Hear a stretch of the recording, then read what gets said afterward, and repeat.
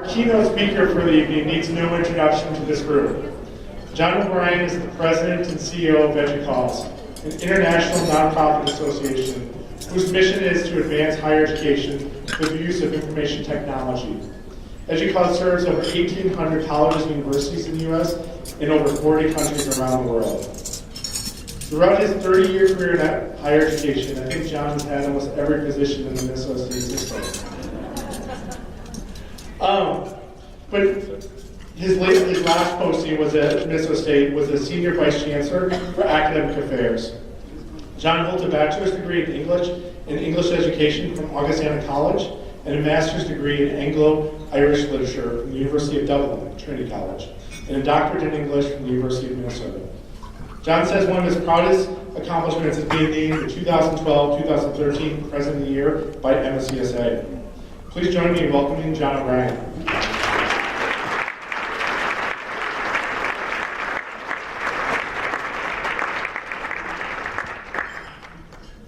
Thank you, Mike, for pointing out my attention span issues when it comes to employment.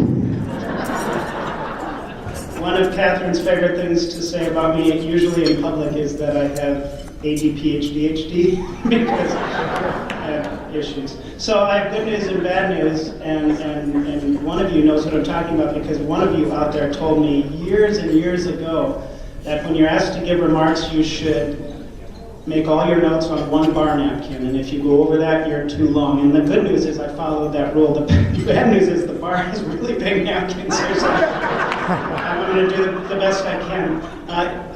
I can't tell you how overwhelming it is to be here, and many of you know that I've attended this event religiously because it's the high point of my year to be here with these students, and you heard from them, and they're representative of the caliber of students that we educate, and it's inspiring to be part of it and to come back and come home and be able to be here with you. I just can't tell you how much it means to be around some of the most talented leaders and colleagues and future leaders and future colleagues. It's fantastic. And Larry, I couldn't go to your retirement event, so I want to tell you, you have been an inspiration to me since we first met. Everything good I've done is a little bit thanks to you, and everything bad I did on my own. So yeah, talk to him afterwards. So anyway, thank you for letting me be here. And in my new job, I do a lot of speaking, and so I've had this wonderful opportunity to see higher education from a national perspective and from an international perspective, and it's remarkable, and it's oftentimes really, really humbling. So how many colleges are celebrating their 50th anniversary pretty soon, or you just did? That's a big deal. It's a big part of you frantically. Yeah, it's a big deal. 50 years is a big deal. So this summer, I was in Greece doing a keynote, and before I got up to speak, the rector of the university was doing what they do and giving a little bit of history of the university. Well, it was the University of Aristotle University in Thessaloniki, and so he stands up before I'm up and he says, well, just so you know, we're celebrating our anniversary year this year, and it was the 2,400th anniversary celebrating the birth of Aristotle. So if this were Greece, like Aristotle grew up in Blaine, this was right in the neighborhood, and so then he says it now to John O'Brien, and I just kind of wanted to just go home because I thought, here I am trying to speak to Thessaloniki, the city that gave us Aristotle, and deep down I know that I'm really John O'Brien from Worthington, the town that gave you Turkey Day. And you really don't know exactly what to do with those moments. So since leaving Minnesota State, I mean, I have had this amazing opportunity to engage in a bigger world. And the funniest thing that's happened is that as my world has gotten bigger, Minnesota hasn't gotten smaller. The more I learn about what's happening nationally and internationally, the prouder I am of the time I spent here and the things that we have accomplished. And I know we get caught up in all the things we think we didn't do that we should have done because we're Minnesotans, right? But when I see what we've done from the hindsight of where I am, it's just remarkable, and you should be proud of yourself, and no one should be prouder of themselves than the two-year colleges in the state of Minnesota. And you know all this, so I'm not going to go over it, but over half nationally, half of the students in post-secondary education started at community college. Half the graduates in four-year programs got their start at community or technical colleges. And here in Minnesota, we know that two-year colleges make it possible for Minnesota to have some of the best talking points ever, to say that 80% of our law enforcement professionals came from our colleges, that 70% of the trades, 3 of 4 nurses, half of those in information technology, and the list goes on and on. And we send our students off from our two-year colleges to finish four-year degrees and go on to graduate school and to graduate and go immediately to work. You know these wonderful programs that are as unique and diverse as the state itself. Julie, who you heard from, is at the Southeast Tech Stringed Instrument Repair Program. How cool is that? The Cardiovascular Technology Program at St. Cloud, the Gunsmithing Program at Pine Tech. Sorry, I got the name wrong. Mechatronics at Alex. Engineering Fab Lab at Century. I mean, these are unique programs, only in Minnesota, things we should be proud of. And we should be proud that we're part of a system that serves 60,000 students of color, 50,000 first-generation college students, 80,000 low-income students, and 10,000 veterans. And you know that in each of these categories, our colleges and universities serve more students than all of Minnesota's other higher education providers combined. It's something to be proud of. And as Stephen has said many times, we're a system that prides itself not on the students we turn away, but by the number of the students that we serve, who contribute mightily to the state, in spite of significant disinvestment since I started at Normandale Community College in 1995. Over there. Yeah, I know they're over there somewhere. They're very shy.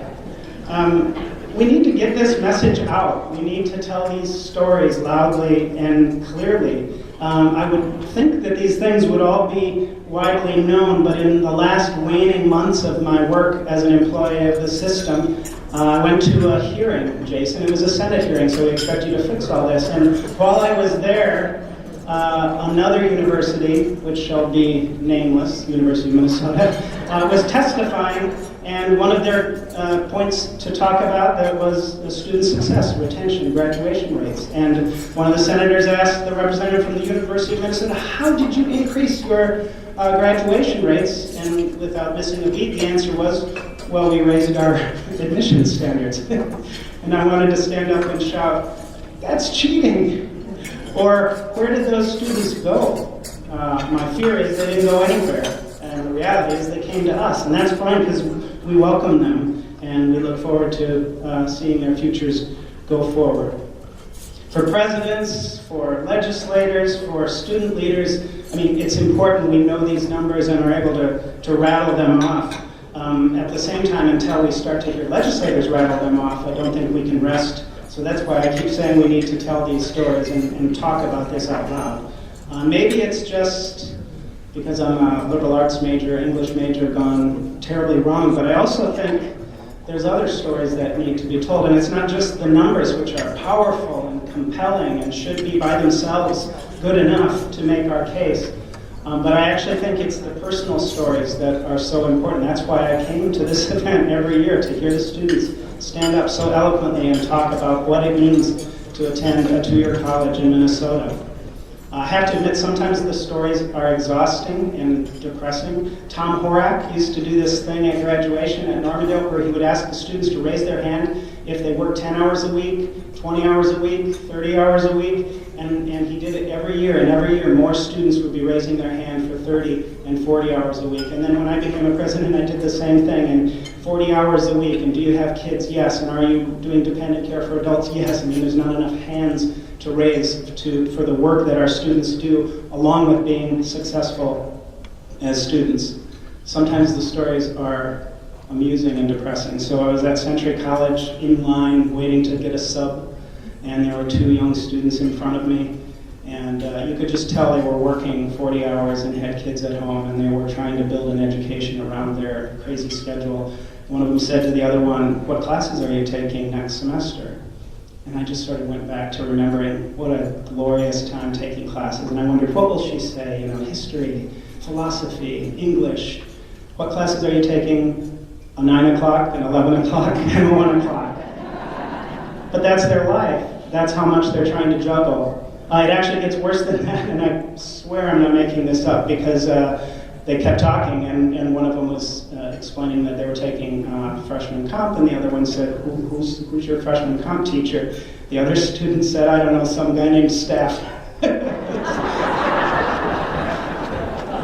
So there's always going to be these students who are trying to take on so much that it depresses and amazes us, and there will always be students whose life circumstances, when you ask them, will lead them to say, I'm here to get my generals out of the way. You know, like the entire liberal arts core is an inconvenience, or, you know, like a rash. I go to the dermatologist, I'll take a 9 o'clock, 11 o'clock, and a 1 o'clock, and see me in a couple weeks if it doesn't get cleared up.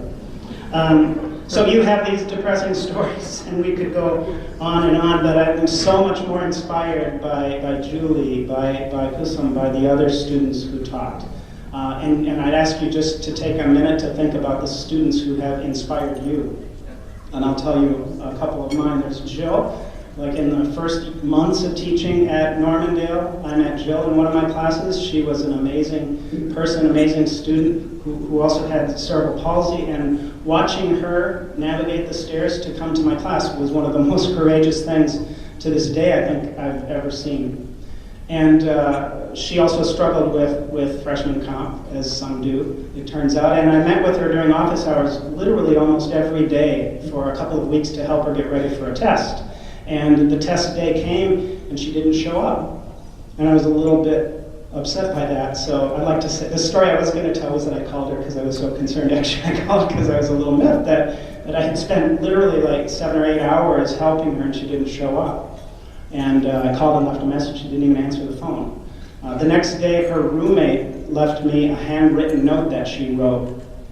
And I remember it like yesterday. It said, "Dear John, I'm sorry I didn't come to your class. It's been really, really windy, and I tried to come, but the wind kept knocking me down." I framed that for years and years to remind me what real courage is like, and what kind of courage and persistence and strength of character our students have. And these are stories we only find out about accidentally. I mean, I accidentally was talking to Nasifa, who was telling me that she came to the U.S. at 8, right, from Kenya, didn't speak English, knew Somali and Swahili, learned English. Now she's at DCTC. She's doing an LPM program, and apparently that's not enough because she's also at the U of M studying chemistry and anatomy and wants to become a doctor. And these stories are all around us, inspiring us literally at every turn. So then there's Wendy from North Hennepin, Wendy Hansen, whose dad didn't let her drive because she was a girl and told her, "Why do you want to go to college? You're just going to get married anyway." She went to college anyway. She was an amazing student at North Hennepin. She went on to Carlson School. She went on to get her MBA at Bethel. Bethel asked her to give the graduation address. She's just a remarkable professional. We invited her to come to North Hennepin to help us raise money for scholarships. She grabbed the mic and did a scholarship appeal like you've never seen, raised a record amount of money for the college that year. That's Wendy. There's Awali. Are you still here, Awali? He was here. He is there. There you are. So if you haven't met Awali Osman, you will, because you're probably going to report to him, because I'm convinced he's going to run the world at some point. So I met Awali at North Hennepin. The story I'll never forget about Awali is that he was born in Somalia. He wasn't born in Somalia, his family lived in Somalia. He was dislocated, and his family of 12 siblings, dislocated because of the war, went to Kenya, couldn't afford school, and so literally Awali would walk 5 miles to school to listen outside the window to pick up what lessons he could. I think the phrase you said was stealing an education. And you talk about persistence and courage and understanding the value of education. And we should thank ourselves every day for having students like this around us at our tables, working with them every day. It's remarkable. There's Michelle. Michelle was a PSEO student when I was at Normandale. She really, really, really wanted to go to McAllister. but she had a 1982 Cadillac Eldorado, and her parents didn't think it would make it that far. So she had to go to Normandale to get her generals out of the way. Now, she went on to Wisconsin-Madison. She did a PhD in English, of course, at Columbia University. She's taught at community colleges, Ivy League colleges, and I emailed her a couple nights ago to do some fact-checking, and she said the best and most challenging courses she had were at Normandale Community College. So you have your stories, they're all around you. I would ask us all to take time to pause and listen to the stories, and which gives me a chance to plug Century College's book. There was a faculty member, you can buy it on Amazon for $13, I also learned. There was a faculty member at Century who came up to me and told me the story of when she was a student there and her car died, and she did one of these things where she just kind of collapsed in the hallway and started to cry, and her professor came up to her and said, "What's wrong?" And she explained that this is just the last step. I'm not going to be a student anymore. And the faculty member gave her $200 to have her car repaired. And so she was saying, this is what Century is all about. And I said, we should write a book about these stories. And so this book is called Breathing In, which is the word inspiration comes from the Latin for breathe in. And so I actually have 2 volumes of this book to try to tell these stories about what our students accomplish, about how we help them and how we support them and how we are constantly inspired by them. So if as an English teacher still, I would have you break up into groups. But I'm told time is of the essence. So I'm not preaching to the choir. I think I'm trying to hand out ammunition and ask you to give money. So that's the last thing I have to say, because each and every one of the students whose name I mentioned to you were the recipients of scholarships. And if you talk to them, which I did, everyone would say, yes, these scholarships help me pay tuition. Yes, they help me buy books. Yes, they put higher education a little more in reach for me.